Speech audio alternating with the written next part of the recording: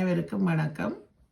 இன்று உங்களுக்கு ஒடியல் மாவோட குஸ்குஸ் சேர்ந்த ஒரு புட்டை வச்சு நெத்தலியோட காட்ட போகிறேன். நாங்கள் இரவு சாப்பாடு அதை செய்கிறதா இருக்கிறபடியாக உங்களுக்கு அதை குயிக்காக அதை செய்து காட்ட போகிறேன். அதுக்கு தேவையான பொருட்கள்: ஒடியல் மா, குஸ்குஸ், வெங்காயம், கருவேப்பிலை, தேங்காய் பூ,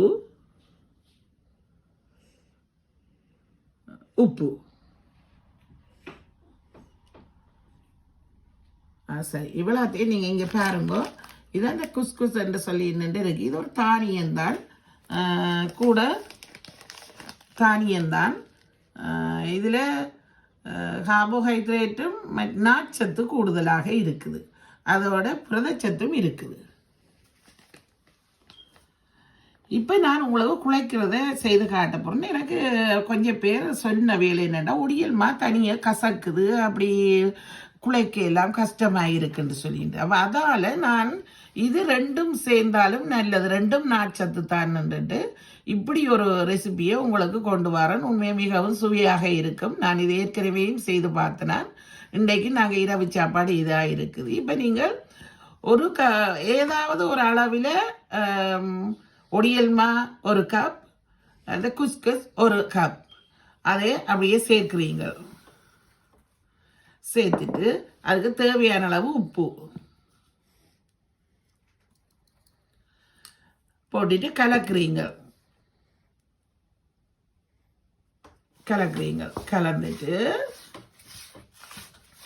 கலந்துட்டு நீங்கள் இப்போ இந்த இது தண்ணி, பச்சை தண்ணிலாம் நீங்கள் குழைக்க போகிறீங்க. ஏதாவது அதை வடிவாக அதை கொஞ்சமாக தெளித்து குழைக்கணும். ஏற்கனவே நான் உங்களுக்கு இதை செய்து காட்டினான் என்றாலும் இப்போ இந்த குஸ்குஸ் போட்டு இது ஃபர்ஸ்ட் டைம் தானே, அப்போ அதுக்காக உங்களுக்கு செய்கிறேன். இப்போ இப்படி கலக்குறீங்க.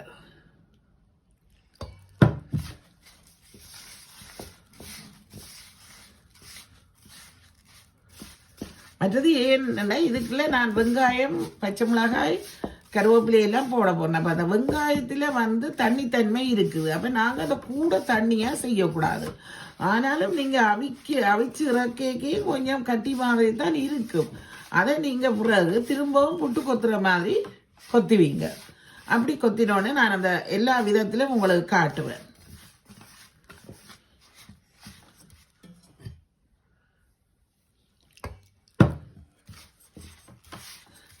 தெளிச்சு குழைக்க. இப்போ நாங்கள் இது கரண்டியாலே அப்படி சேர்க்கிறத விட கையால் சேர்க்கிறதா அந்த நிறைய காற்று ஊட்டினா சாஃப்டாக வரும்.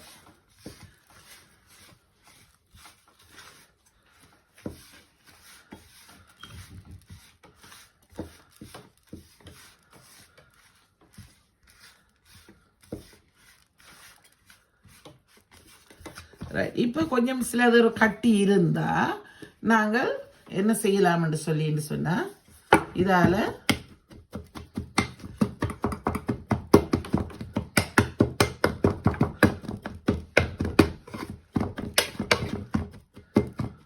ரைட் இப்படி கொத்தி எடுத்தோடனே இங்கே பாருங்க, நல்ல மாதிரி இப்படி எல்லாம் சேர்ந்து புட்டு பதத்துக்கு வந்திருக்குது.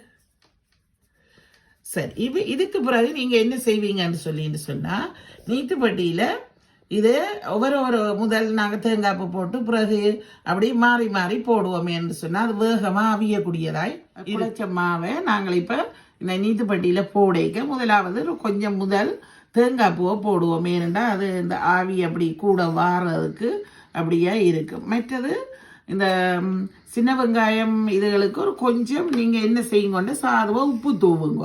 அப்போ இந்த கருவேப்பிலை இதுகளெல்லாம் பச்சை மிளகாய் எல்லாம் சேர்க்கைக்கு ஒரு டேஸ்டாக இருக்கும். அப்போ இப்படி போடுவீங்க. திருப்பி இந்த மாவை போடுவீங்க.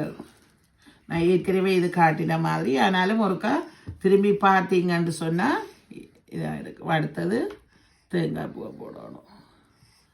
ரைட், அடுத்தது மாவை போடுவீங்க.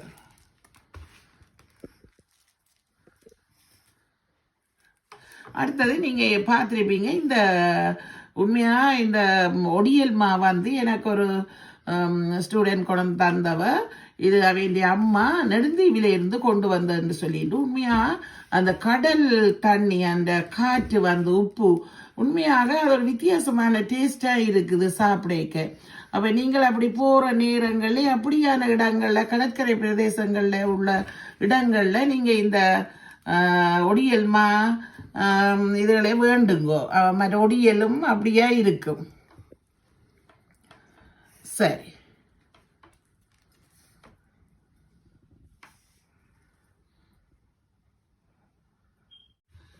நீத்துப்பட்டியில 10 நிமிஷம் அவிச்சு இப்போ இறக்கி வச்சிருக்கிறேன். இங்கே பாருங்க, இப்படி இறக்கிக்கு இப்படித்தான் கொஞ்சம் கட்டி மாதிரி இருக்கும்.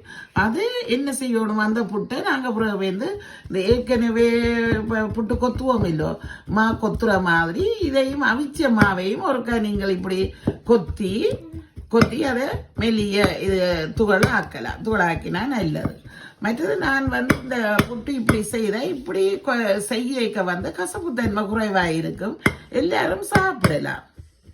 மற்ற இந்த குஸ்குஸில் வந்து ப்ரௌனும் இருக்குது, ஒயிட்டும் இருக்குது. அப்போ நான் நீங்கள் விரும்பினதை வேண்டி சமைக்கலாம். அது ரைட். இங்கே பாருங்க, இப்படி கொத்தி சின்னனா எடுக்கலாம். இதைத்தான் நான் இனி பிளேட்டில் போட்டு உங்களுக்கு எல்லாம் காட்ட போகிறேன்.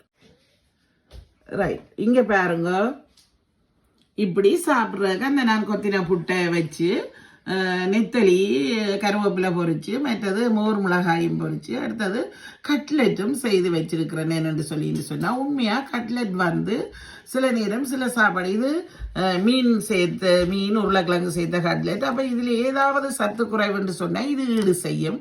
அப்போ அதோடைய அதையும் உங்களுக்கு செய்து வச்சிருக்கிறேன். இது நல்ல சுவையாக இருக்கும், சாப்பிட்டு பாருங்க. மற்ற சின்ன பிள்ளைகளுக்கு கூடி இதை நாங்கள் இந்த புட்டை வந்து கொஞ்சம் உரைப்புகள் ஒன்றும் இல்லாமல் தேங்காய் பூவை போட்டு சீனி சேர்த்து கூடி கொடுக்கலாம். அவை கொஞ்சம் கொஞ்சமாக இப்போ ஒரு தொகையாக அவைகளுக்கு சாப்பிட மாட்டோம், ஒரு பிடி எல்லாத்தையும் ஒரு சின்ன உருண்டை அப்படி கொடுத்து பழக்கினா அவை வந்து சாப்பிடுவினா.